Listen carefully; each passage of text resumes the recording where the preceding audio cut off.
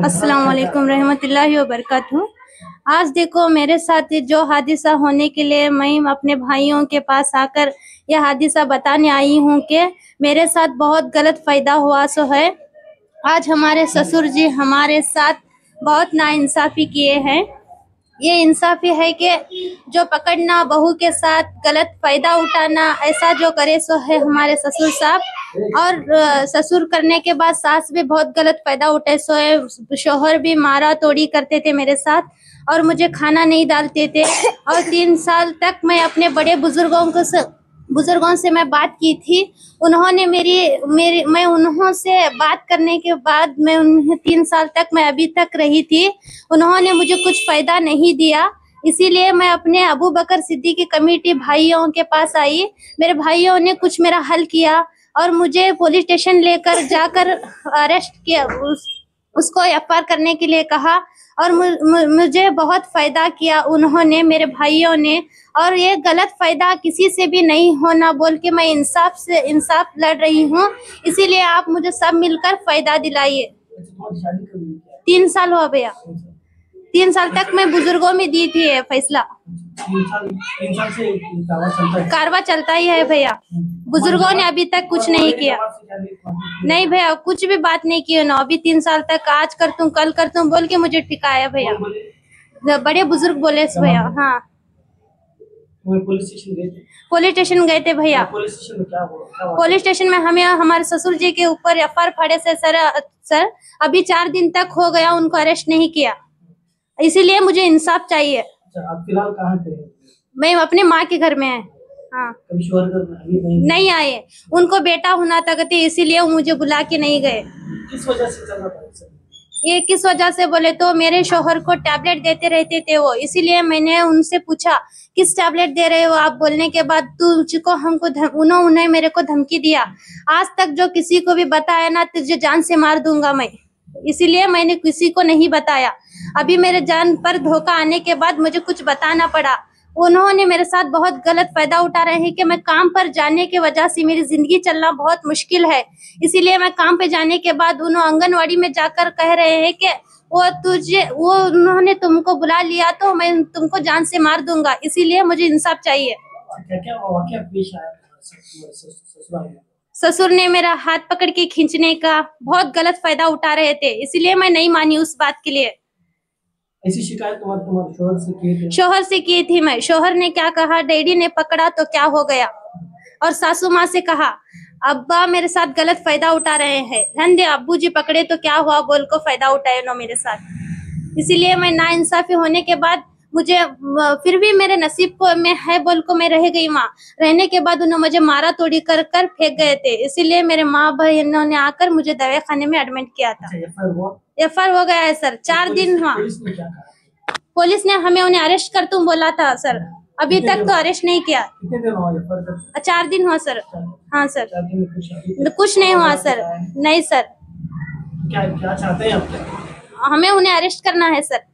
ऐसा कानून तौर तरीके पर किसी के साथ नहीं होना सर ये हादिसा।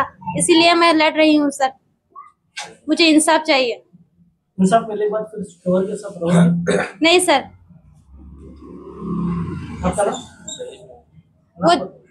वो दहेज भी मांग रहे हैं सर। गाड़ी चाहिए, बाइक, वॉशिंग मशीन, फ्रिज, ये तक भी मेरे को टॉर्चर किया है सर उन्होंने। कितने बच्चे क्या हैं? एक बेटी है सर, 3 साल की है बच्ची। हाँ, उनको बेटा चाहिए था सर, इसीलिए वो मुझे बुलाने नहीं आए बेटे की वजह से। मैं इंसाफ अपना वापस लेती हूँ।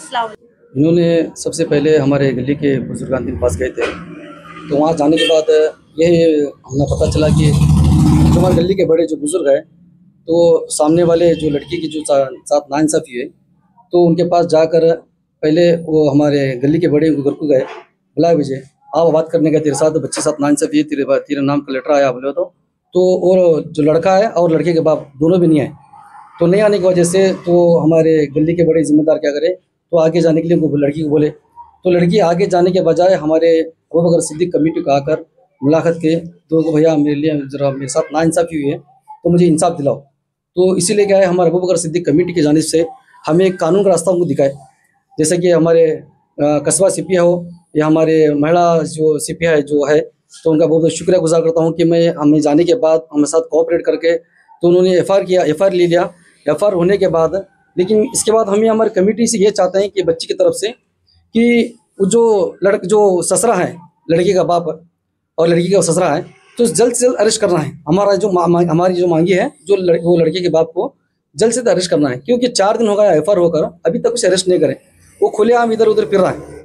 तो इसलिए हमारे आपके तरफ से, आपके चैनल के जरिए से हम ये पूछते हैं कि हमारे Hubli Dhar commissioner sir Shashi Kumar sir से मैं गुजारिश यही करता हूँ, हमारे महिला के कस्बा के जो सीपीआई सर से गुजारिश यही करता हूँ कि जल्द से जल्द आरोपी तुम्हें गिरफ्तार करें और इस बच्ची को इंसाफ दिलाए।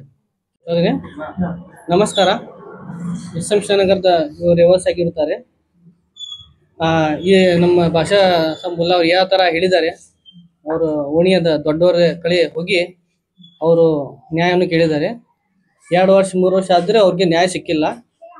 ಆವಾಗ ಅವರು ಹೋಗ್ಬೇಕು ಸಿದ್ದಿಕ್ ರದಿಲ್ಲ ತಲಾನು ಕಮಿಟಿಗೆ ಬಂದು ಲೆಟರ್ನ ಕೊಟ್ಟಿದ್ದಾರೆ. ಆದರೆ ಇಲ್ಲಿ ಇದ್ದಂತಹ ಓಣಿ ದೊಡ್ಡವ್ರದ್ದು ಮಾತನ್ನು ಮರ್ಯಾದೆ ಕೊಟ್ಟಿಲ್ಲ ಅವರು. ಇಂಥ ಕೆಲಸ ಯಾವಾಗ ಆಗಬಾರ್ದು.